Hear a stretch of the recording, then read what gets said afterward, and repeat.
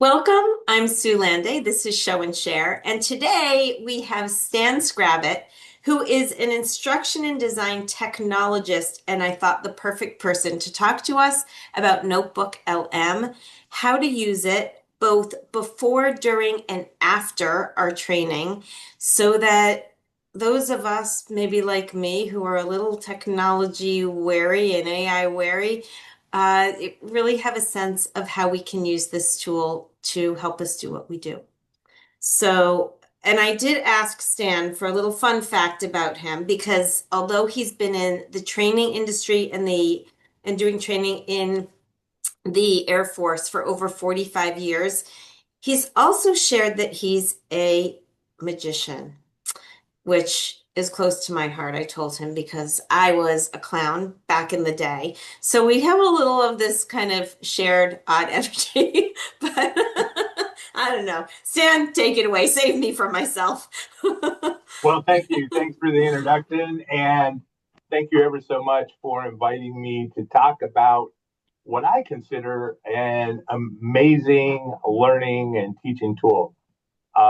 If not for your personal learning, but how to support what what you've got going on in your different sections. So, um, how many and you can use the reactions, but have already used Notebook LM. Thumbs up or something like that. Couple thumbs up. All right, we've got some folks that have used it. Great. Thumbs down. Sad faces. Okay. Okay, No and no idea what idea it what is. it is. And I just heard there was a little bit of sound feedback, so I did mute everybody. If you mean to unmute or have a question, feel free, but I didn't want the scrappy background noise. Good. And also, yeah, I'll take questions anytime, but I prefer to kind of queue them up a little bit. So if you have a question you want to ask, I'd encourage you to use the chat, and then we'll figure out how to address it from there. But what I'm going to do is show Notebook LM. So Notebook LM it's created by Google, right? So it's a Google product, and the way Google operates is they typically give it away for free. They'll figure out how to get their money later. But as far as having a resource in your hand, it's for free. So, um, what what Notebook LM allows you to do is create these notebooks around any topic you want, and each notebook can have up to 50 sources of material. The benefit of using a tool like this compared to like ChatGPT is this is a closed system. So you don't have as much hallucination, as they say, because it's only working with the materials that you provided. I have started a notebook. Sue gave me some content that I put into the notebook, and we're going to go take a look at that right now. And this is basically the layout for Notebook LM. Try to make it easy to see, but some things kind of disappear if I zoom in too much. If you can't see it, let me know. So on the far left-hand side is the sources that you can have. And like I said, we can have up to 50 different sources. You have the capability of actually going out to the web if you want to bring in some sources, which we had done the other day when we were looking at them. So we probably have some things that weren't intended, but we'll just continue playing with that. To get it, because you're working with a Google product, it doesn't necessarily like Microsoft products, right? So if you have a PowerPoint, a Word document, something like that, it's best to save it as a PDF document. and then bring it in. And then it'll work from there. In the center of the screen is where you can go ahead and interact with that content. If you have questions that you want to ask, you can interact with that content right there. And then on the far right-hand side is the studio. And they keep adding different ways of producing products from the studio. And what we're going to do is we're going to click on all of these to get them going. An audio overview, video overview, mind maps, reports, flashcards, quiz, infographics, and slide deck. Absolutely amazing, the products that you get.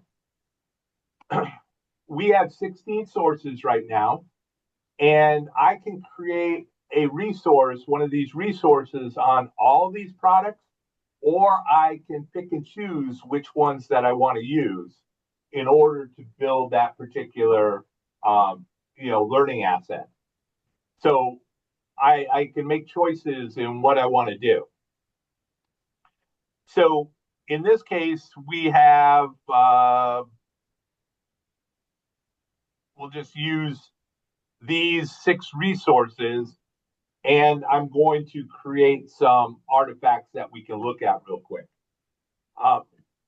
If they have a pencil on it, it allows you to decide how you want to take a look at these, right? Whether you want it to something brief or long.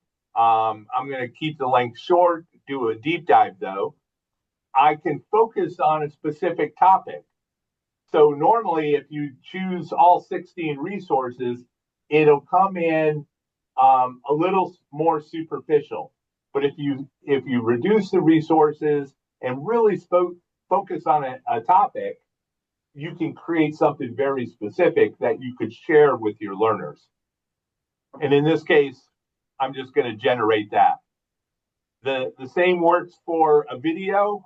I'm just going to do that. The mind map, I'm going to use all the resources. Under reports, they give you some options right away. So maybe you want to create a study guide for your participants, or a facilitator's manual, or you decide to create your own. Maybe you want to create a timeline or something like that you can use, or a series of questions. So we'll create a facilitator's manual also. Flashcards, we'll create a set of flashcards and a quiz. We're going to try everything so we see what it does, right? Yep, we're going to just see what it'll produce for us. Let me reduce for the slide deck. Let's just use these items for the slide deck. And I may have used up, all my resources. It'll let me create so many infographics a day, so many slide decks a day, and so that gets kind of stacked up. All right, let's take a look at some of these resources because they have been created already. So the first one that has come up is a mind map. And so it's taken all those resources, we used all 16, and it starts developing a mind map. And from there, I can kind of keep digging in. Images, vision is the primary sense. At any time, I can click on one of those items, and now in the chat, it'll say, discuss what these sources say about vision is primary sense, think in pictures. And now it's fleshing that out for me and kind of being very specific. The nice thing about it is it will reference, and actually, if I click on that number, it will take me to the source and exactly where that information is. right? So you can basically, it's citing that information for you. And so you can use this, use this note, you can copy it out, paste it into a document you're creating, or it could be part of the activity that you have in class that you have these materials that you have sourced, and now you're interacting with those materials. So you can, ask them, what do you want to take a deeper dive into, and click on it and open it up and kind of explore that in depth. Any of these notes that you create, you can then save it as a note over under the studio, and then later save it as a source. Or you can copy that and use it as a source in maybe another notebook. So lots of different ways that you can explore that. But you're just copying, pasting right now. You're not editing? Not editing. I'm just copying it. I Okay. copy and paste that content and move it over. Yeah, I don't have the capability of editing in here. So Okay. this is more for having that discussion with the material, asking questions like, I don't understand this. What can you explain that better? Or what are examples from that material? Okay. So that was our mind map. That was your mind map. So up at the top, we have an infographic. So this just developed an infographic based on the content that we have. So So uh, fun.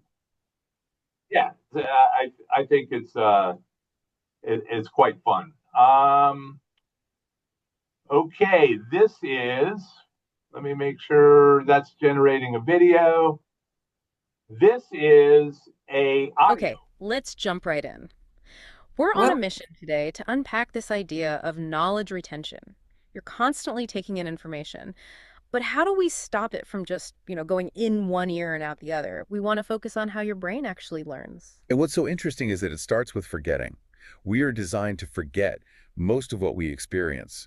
Think about it. That 6-digit code you get for a login, it's gone in seconds. There's a great quote from a brain scientist that says, memory is the residue of thought. The residue.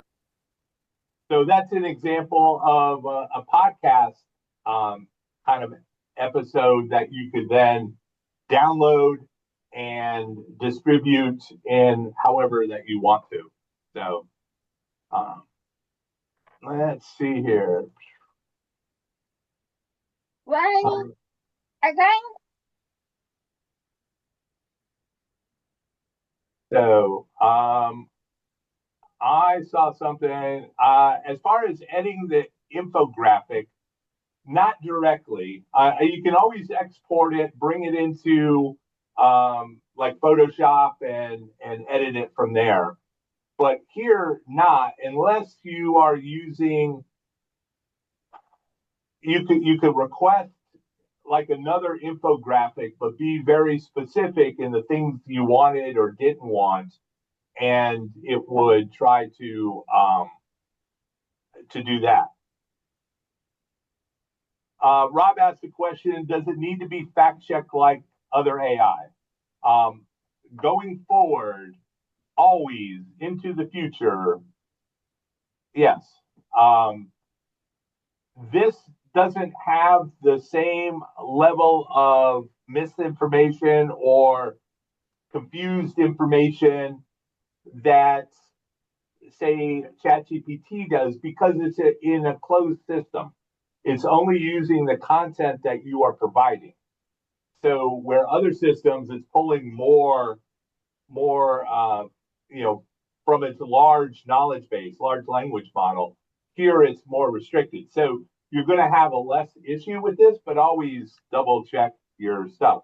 And so, I I'm sorry, and Stan, just to be clear, um, what you used were all articles, blog posts, and things that Trainer's Warehouse, Sue Landay, have developed and created and used. So it's all my content that has been, I may have drawn from Sharon Bowman or from Angela Agresto or Nora Gerber.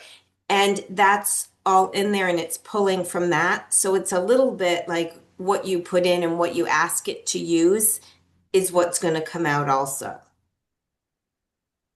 right?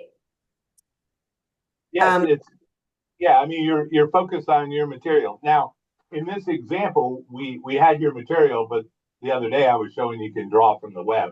So we probably added a couple extra resources mhm. without vetting them. But normally you are having, your material and have that vetted. So um And I'm sorry, one other question that just came out. The podcast that was from the active module, right? The interactive, that what you just yeah, played. yeah, the studio, we created a podcast episode based on six sources. We chose six sources here to create that audio overview. Yeah, So the audio overview creates the podcast. correct. Okay. Is that answering some of the confusion, I think? So basically, you put all this stuff in, and then using your studio, you can output it in all of these different ways that you can use to develop your own teaching tools and resources, but also to develop things that your students can use and interact with, and also use in training. Kind of big picture. Yeah, and Kate, Kate's asking a question, how about when and why I would use this. Um, and as Sue said, it could be used to, as you're developing material that you're going to use in your face-to-face classes. This could synthesize some of that information. You may want to create, a learning guide, and this could be a first draft to that guide that it pulls resources. Do you have to use everything the way it presents it? Absolutely not. But it creates things pretty rapidly. So a few of the other things that the video is still developing. This is, for example, a study guide. Let me get some space here. So the study guide, as it comes out, here are some questions that it developed from that material, followed by an answer key. So you can copy and paste and use that. And then further down, some essay questions. So if that was the type of instruction that you were providing and you needed an assessment. But it also provides a glossary of terms that you could use um, in the materials that you create. Or I could see using them for a bingo board or for conversations or for breaking into teams or, any number of, of those brain-friendly learning techniques that you might use in class. And because you can pick and choose resources here, if I wanted to, I could ask that you have a variety of tools. You have your buzzer game, right? So having questions that you could use in conjunction with that is, provide me with six uh, fill in the blank questions. And it's only using those four sources that I've chosen. And so now here are some questions that maybe, you could use in your workshop, and that you ask the question, to our brains and what, according to sources, and, who buzzes in first based on that question, that you could grab this question and display it and wait for somebody to do it, right? So different ways to do that. Or you can build a question set that you could, pump into, these different game tools that are available to you. so that's ways that you can approach that. Summary material. So I'm going to finish up with these, and I'll come back to these questions. So let's close that. This was a slide presentation that it developed. And I can start the slideshow.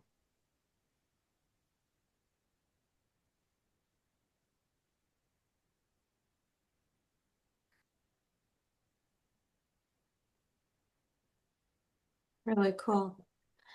And again, this was my content, whatever your content, whatever course, it's your choice, right? This is just an example. Yep.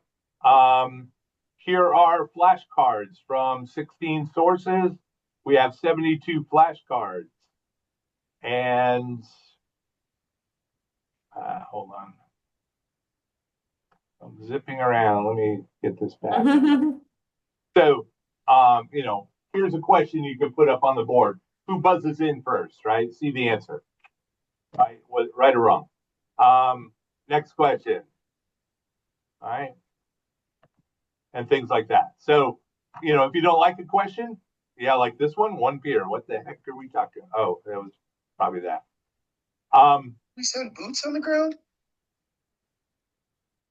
Oops, was that from you or from our? One for me. Okay. So let's see. Video looks like, oh, it's still generating. Facilitators manual. All right. Talks about this.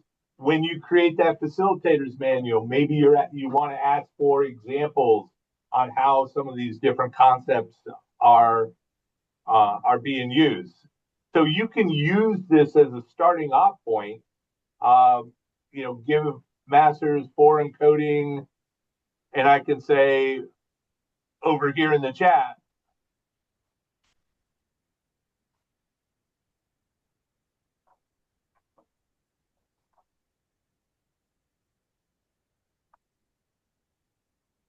and so now it's going to go and ask for, provide examples. And so, And could you also have it create a facilitation manual based on a specific construct that the trainer might want to use? So whether they're using, the 4Cs or whatever model they're using to create their outline, can you tell it which type of facilitator manual, or is that just? no, you could. So here's a report, facilitators manual, and so this is asking for a lot of things. And all you have to do is describe exactly what you want, and it would go from there. Okay. So this integrates various things.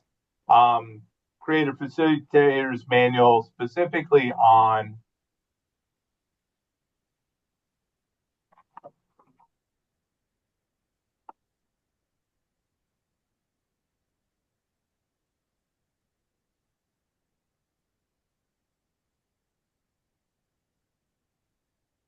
and generate. So it'll generate based on that and 16 sources and that. But once again, I can reduce the amount of sources that I have available to it. Mm-hmm. Here is a video that it just created. And all right, today we're literally going to hack your brain. We're going to dive into the science of how we learn, why we forget, and most importantly, how to actually make new information stick for good. But first, let's just get this out of the way. Why do we forget pretty much everything we learn? That key statistic from a meeting or your new coworker's name? It's just gone, right? It is so frustrating. But here's the crazy part. It turns out our brains are actually doing it on purpose. Okay. To really get this, we have to start with this one powerful idea from cognitive scientist Dan. So this is so darn cool. and it's just the tool, right? I mean, that's the big thing is just the tool. Here are the quizzes, so we can answer which is probably most effective for learning because it involves blah blah blah blah. Winner. Good job, Stan. I haven't read this material, so I'm guessing. But here is a quiz. So, with all those resources in hand, you have the capability of sharing this. And so I could share this, anyone with a link, the full notebook, or I could decide specific things. And I'm going to copy the link and we'll save this. And actually, I'm just going to throw it in the chat. And if I bring up another instance of me, you will have to have a Google account. It'll ask you for if you got a Google account to be able to access it. So sorry if you don't. But here is that material. It's a clean version of it. Students can go ahead and interact with that as they want. They can also see any of the studio items I've created or any additional notes or saved notes from chats that I've had previously. And so all that material is available. Really interesting. So once again, it's a tool.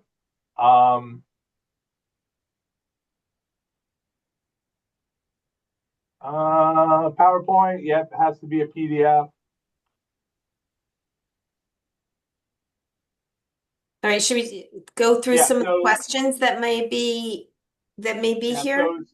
So for example, the question was getting material out.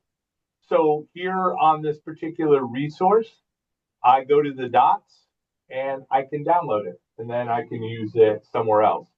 If this video, for example, I can download that video or the slideshow and download that particular slideshow. And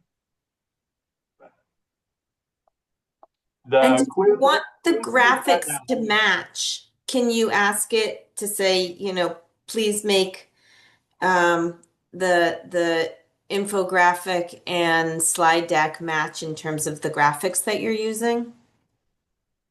Yeah, customize, describe. Oh, what a pity. They had when they were doing the infographic before, they had specific styles that you could use. English, landscape, portraits. So now you have to describe it. Okay. So if you have a consistent style that you use, that's something that you're going to want to make sure that you put in there. So gotcha. Let's see. Did they change? Yeah, same thing here. So okay, so how they said PowerPoint will have to be printed. I'm not sure I understand, Liz. They said the PowerPoint will have to be printed to a PDF for upload. Yep. So that's a capability, right? So if I have a PowerPoint, let me pull one up. Right. So we're going to use the one that this was on leadership, right? So what you would normally do is you could do it one of two ways. Go to File, Save As, and then save it as a PDF. So that's one way. Or another way I use is print and change your printer to print to a PDF. And that would be another way that you can print it out. So two different ways of getting a PDF from that particular document.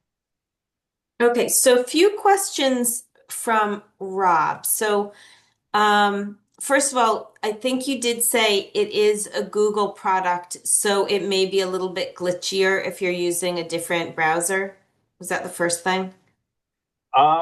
No, it's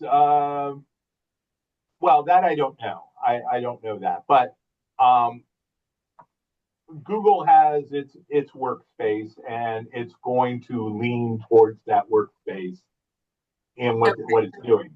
Microsoft has its own. They are competitors, so they are Gotcha. not going to be. Hey, we'll take. You know, they're a little. They're Got it. Okay. And then well. he also asked, did I hear you say that you can't edit a slideshow? So let's say you have one of these things, you can export exactly what they give you. Can you export and then edit what you've got, or do you need to ask it within the chat to say, okay, that's great, but can you change this about it? Or maybe both of those things. So with the slide deck, I just tried to download it, and it downloaded as a PDF document. Okay, so if you have those magical capabilities of editing Adobe Editor. a document, but it will not be your Google Slides or your PowerPoint where you can readily move things around and change things. It's a little clunkier. The way to probably create the slide deck that you're looking for is make those observations, um, and ask for a new slide deck, do the editing, and be very specific in what you're trying to achieve. You may, have to do it one slide at a time or something like that. But a down and dirty, hey, I need a slide deck here in a few minutes. Oh yeah, this looks like it'll work. Yep. That's what you'll do. But um, the other way is to just get an outline of the material you want and then go build it in another slide deck. But Mhm. so yeah, I mean, You got a few options there. you have options, but I think it's opening up doors to have a multimodal experience for learners who have preferences of learning in multiple ways, and sometimes making those connections come from different, that you hear it and that makes an impression, you see it, that makes an impression, you read it. So having different ways, or you interact with it with uh, a quiz or something like that. So Okay, and we saw you, how did you just use to share the whole notebook, which you could use to share with a colleague? It's right up there, that share, or with your learners, right? So that they can interact with the materials and play around with it. So that I think right. that answers Rosie's question. Tony asked, I use NLM, Notebook LM, and it's more user-friendly than GGL browser. User-friendly using the GGL browser. Oh, the Google browser. Okay, sorry. I'm translating. Maybe all of you were ahead of me. It is more user-friendly, says Tony. All right. How What many other? notebooks can you create at one time? Um, I don't know. I have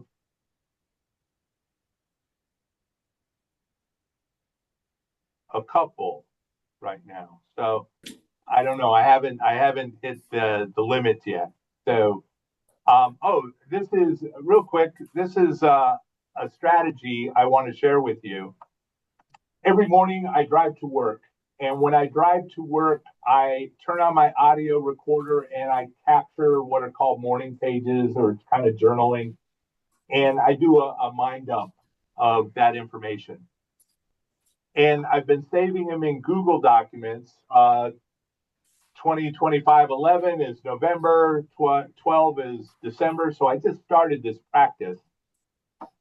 And then I can go in, um, and start interacting with that. So at the end of November, when I did my last one, I said, what do I need to work on in December? and it produced a list for me, right? And then it's like different topics. So in here, this is, for example, an infographic I created based on what I've been sharing with it so far. Huh.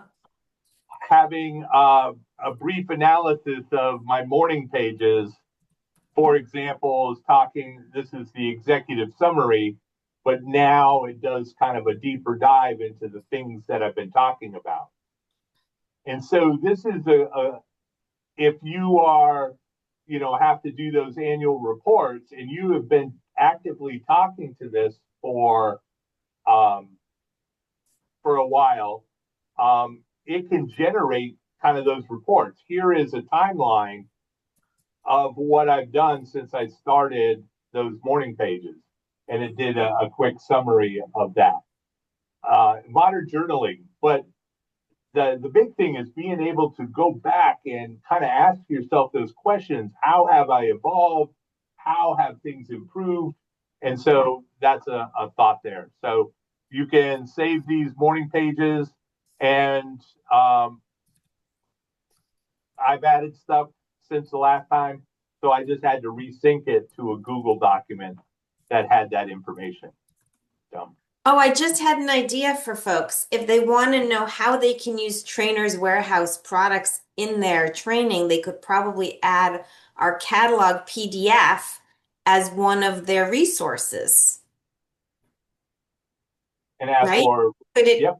pull out that information then? And because there's like oodles of ideas and resources. So that could be kind of fun. Yep. Liz Welsh asked, when you make changes to this notebook, will it auto update? Yes. Yes, it will.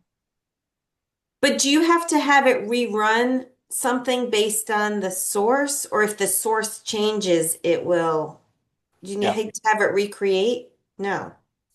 Well, if you are if here you've created this resource and you decided that you added two more resources, I would regenerate it and delete the old one. Mm. And then you'll have the latest and greatest, right? So if you add resources and you're using them, if you have a comprehensive briefing document, yeah, I would regenerate that briefing document and then get rid of the old one. And then if you're sharing it out, yeah, it'll be current. But you can tell we did a lot of work here in a very 5 short minutes. And so Kate just noticed that, so you turned an infographic, a presentation into an infographic. Yeah, would the error have been in your source document to have a typo? Today, you are using the worst version of AI you will ever use. Okay. 2 years ago, when they were generating graphics and there was text on it, text was horrible. Every day, it keeps improving. So, yes, sadly, you spotted a grammar error today, but I have been to countless presentations where I have sadly seen grammar errors. So, that's reality. So, Fair enough. And the same with inaccurate information. I have talked to lots of people in life, and their recollection is not 100%. So, Yeah. But once again, it's a tool. You can use it, or you don't have to use it. I'm finding an immense amount of power. I have put in entire books, and so I can chat with the books and pull out nuggets of information. So. Really interesting. And Nora asks, if it's only focused on what you provided, where does it get the images to generate? That's the power of AI, right? Yeah, I mean it's supported. It's supported with their Gemini model and what's called Nano Banana. All right, it's the new Yeah. information graphics and such. So that's kind of the engine behind it. But what it's not actively doing is going out and, pulling in, resources and content that you have not asked for, especially if you haven't asked for it. But Rob, you're going to be the best instructor ever.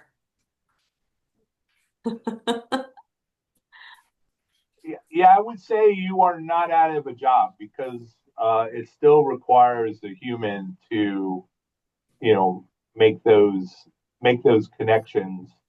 Um, it's a tool that will just lie there until somebody interacts with it. So.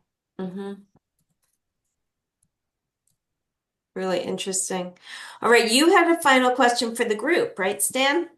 Yeah, basically, it's kind of the reverse of what we had here. So, throw that back in the chat here. You are chat.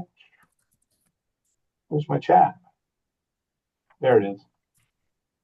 Yeah. So, what's one takeaway? What's one thing that you're walking away with today?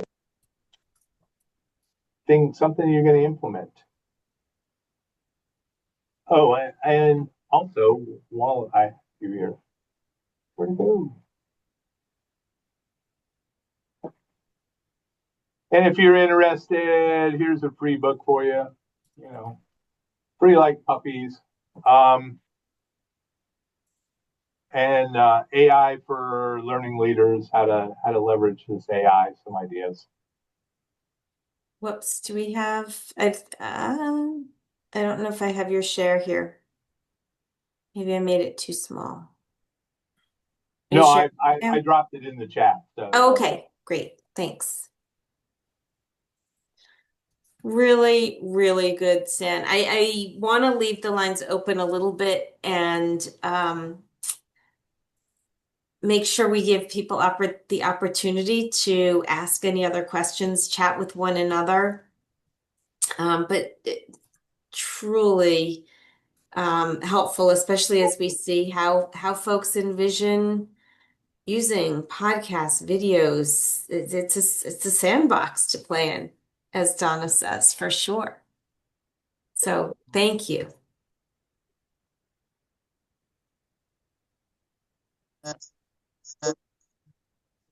Yeah, I think that, I build notebooks around all kinds of topics, right? Things that I'm trying to get smarter at a lot quicker.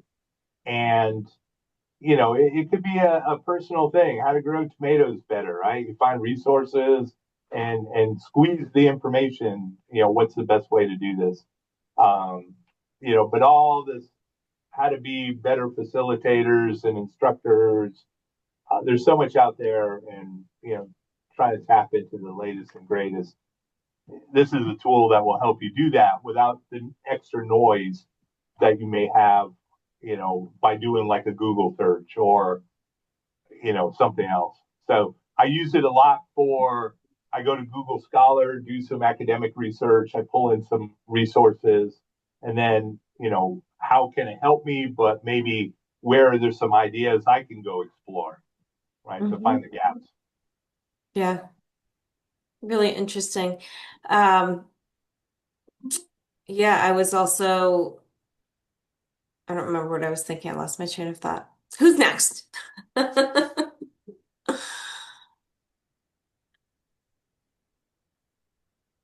Very cool. Any other questions for Stan? Oh, I know what I was going to ask. So just setting up your NotebookLM, notebooklm.com, is it? To set up your account? NotebookLM.google.com. So, .google.com. Okay. yeah, if you did a search for NotebookLM, but I will drop it in the chat. So, Okay. there you go. Easy. Oh, it's so fun. I'm even thinking, the videos. And so if you, yeah, what kinds of videos I can make of those kind of little quick tutorials. That's one of the things that I always have trouble kind of creating my own, just sort of getting the bandwidth to create, produce, record, finish videos. And it's really fun to sort of see that put together in those nuggets. And I assume once you have the video, is it in a form you can then upload it? Is it in an MP4 or a MB? It I don't is. know. Yeah, audio is MP3 and video MP4. Yeah, easily shared. Really great. You're being Yeah. asked about recording of this event. Oh, yes, this is being recorded right now, and as always, we'll post it to our show and share page and send it out. So yeah, there's so much there. It would be helpful to review it. Thank you, Nora. Appreciate that. Oh, and also, yeah, I'm on LinkedIn if you ever want to connect. Let me grab my stuff. And if you have additional questions, I'd be happy to answer them. So. Awesome. And yeah, I'll also, I don't put notes together for every session that we do, but we'll try to put some of these resources and make them available as well. Just a click of a button. So, all right. Well, again, Stan, thank you so much for illuminating us. Me especially, I've been so like, I'm just not that, the technology and AI savvy, and to see the ease and the energy and the fun tools that it can create, whether I'm training online or in person, is just tremendously empowering. So, thank you. You're most welcome. Share your wins. All right.